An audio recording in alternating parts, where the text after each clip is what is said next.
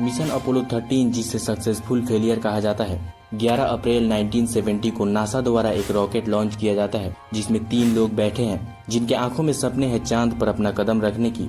पर लॉन्च के 2 दिन बाद उनके स्पेसक्राफ्ट में बहुत बड़ा एक्सप्लोजन होता है और उस एक्सप्लोजन के बाद स्पेसक्राफ्ट की दिशा बदलने लगती है। जहां उस वक्त टीवी चैनल्स और पब्लिक इस मिशन में बिल्कुल भी इंटरेस्टेड नहीं थे, वहीं ये घटना होने के बाद कुछ ऐसा हुआ कि सारी दुनिया का ध्यान इस मिशन की तरफ खिंच गया।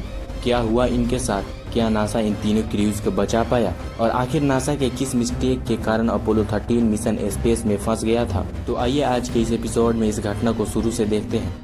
Finally tonight, the legacy of Apollo 13. Today, all 3 Apollo 13 astronauts were fully understands it, but Flight Director Glenn Fleming said the cause of the accident remains unknown. Apollo 13 से पहले 16 जुलाई 1969 को अपोलो 11 को लॉन्च किया गया था और 20 जुलाई 1969 को उसका लूनार मॉड्यूल मून के सरफेस पर लैंड किया था। दोस्तों, ये वही मिशन था जिसके दौरान नील आर्मस्ट्रॉन्ग चांद पर कदम रखने वाले पहले व्यक्ति बन गए। Okay, I'm gonna leave that 1 foot up there and both hands down about the 4th rung up. Apollo 11 के सफलता के बाद एक और मिशन अपोलो 12 को 14 नवंबर 1969 को लॉन्च किया जाता है और ये मिशन भी सफल रहता है। इन दोनों मिशन के सफलता के बाद नासा अपोलो 13 मिशन को भेजने की तैयारी में लग जाती है, लेकिन लगातार 2 बार एस्ट्रोनॉट्स को चांद पर उतरने के बाद वहाँ के लोग अब फिर से मून पर भेजे जाने वाले मिशन में बिल्कुल भी इंटरेस्टेड नहीं थे और अब तो वहाँ की गवर्नमेंट भी इस मिशन में इंटरेस्ट नहीं ले रही थी, क्योंकि ऐसे स्पेस मिशंस को पूरा करने में बहुत ज्यादा पैसे लगते हैं और इस तरह सरकार ने भी इसमें खर्च करने से मना कर दिया। लेकिन नासा ने इस मिशन को भेजने की तैयारी को जारी रखा। नासा के अपोलो 13 मिशन का ऑब्जेक्टिव था मून के फरामोरो रीजन में लैंड कर उसके साथ गए एस्ट्रोनॉट्स के द्वारा एक्सप्लोर करना और वहां से मिट्टी और पत्थर का कुछ सैंपल पृथ्वी पर लाना। असल में मून पर फरामोरो रीजन एक बहुत बड़ा गड्ढा है जिसका व्यास लगभग 80 किलोमीटर है। अपोलो 13 में 3 क्रूज जा रहे थे जो थे commander Jim Lovell, command module pilot Jack Swigert और lunar module pilot Fred Haise. Commander Jim Lovell उस वक्त 42 इयर्स के थे और वे अपोलो 13 मिशन से पहले भी 3 बार स्पेस में जा चुके थे। इस बार उनका चौथा मिशन था। अब की बार वो चांद पर कदम रखने वाले थे। Command module pilot Jack Swigert की उम्र 38 वर्ष थी और lunar module pilot Fred Haise 35 years के थे। एक अजीब बात ये थी कि अपोलो 13 के लॉन्च से कुछ दिन पहले उनके क्रूज में फेर बदलाव कर दिया जाता है। दरअसल शुरू से ही 3 astronauts commander Jim Lovell, command module pilot Ken Mattingly और lunar module pilot Fred Haise इस मिशन पर जाने के लिए ट्रेनिंग ले रहे थे। पर लॉन्च से कुछ दिन पहले ही कैन मैटिंगली के मेडिकल रिपोर्ट से ये पता चलता है कि कैन मैटिंगली मीजल्स से इन्फेक्टेड है। मैटिंगली के मेडिकल रिपोर्ट को देखने के बाद उन्हें जैक स्विगर्ट से रिप्लेस कर दिया जाता है। अपोलो स्पेसक्राफ्ट का डिजाइन कुछ इस प्रकार से था: कमांड मॉड्यूल, सर्विस मॉड्यूल और lunar module. Command module spacecraft का वो हिस्सा है जहां एस्ट्रोनॉट्स सबसे अधिक समय बिताते हैं। दूसरा है सर्विस मॉड्यूल जिसमें ऑक्सीजन टैंक्स रखे होते हैं जहां से बिजली मिलती रहती है, और तीसरा है लूनार मॉड्यूल जो कि चांद पर उतरने के लिए बनाया गया रहता है। अपोलो 13 को 11 अप्रैल 1970 को कैनेडी स्पेस सेंटर से रॉकेट सैटर्न V द्वारा लॉन्च किया जाता है। लॉन्च सक्सेसफुल रहता है और स्पेसक्राफ्ट अपने रास्ते पर निकल जाता है। अब तक ये नासा के अपोलो प्रोग्राम का सबसे सटीक उड़ान कही जाती है। अपोलो 13 तेजी से मून की तरफ बढ़ रहा था। उसमें बैठे एस्ट्रोनॉट्स काफी खुश थे। 13 अप्रैल 1970 को रात 9 बजे से ठीक पहले एस्ट्रोनॉट्स ने एक टीवी प्रसारण किया जिसमें उन्होंने अंतरिक्ष यान का दौरा किया था, पर किसी भी टीवी चैनल्स पर इसे नहीं दिखाया गया क्योंकि लोगों का इंटरेस्ट इस मिशन से बिल्कुल भी खत्म हो गया था। यही कारण है कि खुद एस्ट्रोनॉट्स के फैमिलीज को उनका यह प्रसारण देखने मिशन कंट्रोल में जाना पड़ा था। एस्ट्रोनॉट्स इस टीवी प्रसारण को समाप्त करते हैं और गुड नाइट बोलते हैं। इस प्रसारण को समाप्त किए हुए अभी 10 मिनट भी नहीं हुआ था कि तभी स्पेसक्राफ्ट में एक बहुत बड़ा एक्सप्लोजन होता है और सारे वार्निंग अलार्म्स बजने लगते हैं। एक्सप्लोजन की आवाज सुनते ही तीनों एस्ट्रोनॉट्स शॉक हो जाते हैं और तीनों एक दूसरे को देखने लगते हैं। उन्हें कुछ समझ नहीं आ रहा था कि आखिर ये कैसी आवाज थी। तुरंत जैक स्विगर्ट मिशन कंट्रोल से कांटेक्ट करके कहते हैं, Houston, we have a problem here.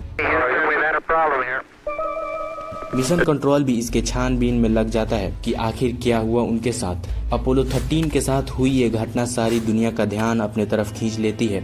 जब वे ऑक्सीजन टैंक के रीडिंग्स को देखते हैं तो उन्हें पता चलता है कि एक ऑक्सीजन टैंक में ऑक्सीजन लेवल 0 दिखा रहा है और दूसरे टैंक में ऑक्सीजन लेवल काफी तेजी से घट रहा है। तब उन्हें पता चलता है कि ये आवाज ऑक्सीजन टैंक के फटने की थी। एक्सप्लोजन के 13 मिनट बाद लवेल ने खिड़की से कुछ अजीब चीज देखा। उन्होंने देखा कि स्पेसक्राफ्ट से कुछ गैस जैसी चीज बाहर निकल रही थी। उन्होंने मिशन कंट्रोल से कहा, we are venting something out into the space. दरअसल एक्सप्लोजन के बाद एक टैंक पूरी तरह से फट चुका था और इसकी वजह से दूसरा टैंक भी डैमेज हो गया था, जिसके कारण ऑक्सीजन लीक कर रहा था।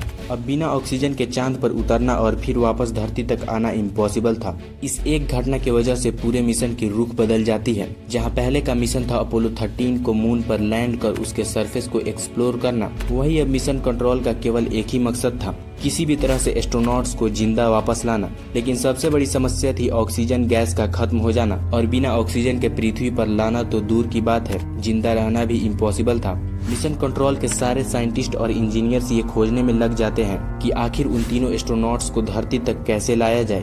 अगर वे स्पेसक्राफ्ट को वहीं से मोड़कर रिटर्न लेने की कोशिश करते हैं तो भी उन्हें जिंदा वापस लाना नामुमकिन था, क्योंकि स्पेसक्राफ्ट को वहीं से रिटर्न करने में बर्न फायर करने की जरूरत पड़ती, जबकि सर्विस मॉड्यूल में ब्लास्ट के कारण फिर से फायर करना पॉसिबल नहीं था। अब एक ही रास्ता था कि स्पेसक्राफ्ट जिस रास्ते पे चल रहा है उसी पर चलने दे, और जब ये चांद के ऑर्बिट में इंटर कर जाए तो इसे चांद पर लैंड न करके उसी तरह ऑर्बिट में घुमाकर सही जगह आने के बाद फायर किया जाए, जिससे स्पेसक्राफ्ट की डायरेक्शन पृथ्वी की तरफ हो जाती। लेकिन सर्विस मॉड्यूल पूरी तरह से खराब हो गया था, और अगर इसे फायर करने की कोशिश किया जाता तो सर्विस मॉड्यूल एक्सप्लोड कर जाता। और दूसरी प्रॉब्लम ये थी कि इस पूरी जर्नी में लगभग 4 दिन लगने वाले थे, लेकिन ऑक्सीजन तो पूरी तरह से खत्म हो गया था। मिशन कंट्रोल में बैठे साइंटिस्ट बहुत सोच विचार करने के बाद ये फैसला लेते हैं कि लूनार मॉड्यूल को एक लाइफ बोट की तरह यूज किया जाए। तुरंत मिशन कंट्रोल एस्ट्रोनॉट्स से कहते हैं कि कमांड मॉड्यूल को छोड़कर लूनार मॉड्यूल में चले जाओ, क्योंकि इससे आगे का सफर उन्हें इसी लूनार मॉड्यूल से तय करना था।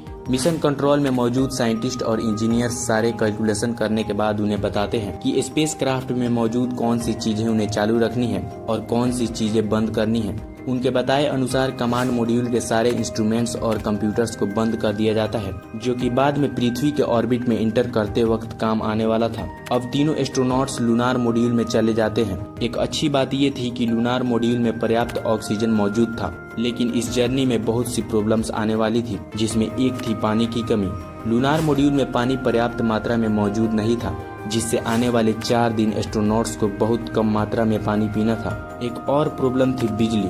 लूनार मॉड्यूल में उतनी बिजली नहीं थी कि 4 दिनों तक सभी मशीन ठीक से काम कर सके, और इसलिए उन्हें बहुत सी गैर जरूरी इंस्ट्रूमेंट्स को बंद करना पड़ा, जिनमें हीटर्स भी थे। हीटर्स को बंद करने के बाद स्पेस की भयानक ठंडी पड़ने लगती है, जिससे एस्ट्रोनॉट्स की हालत और खराब हो जाती है, और खाने पीने की चीज भी जमने लगी थी। लूनार मॉड्यूल में इन सब समस्याओं के अलावा एक और समस्या खड़ी हो जाती है, और वो थी कार्बन डाइऑक्साइड।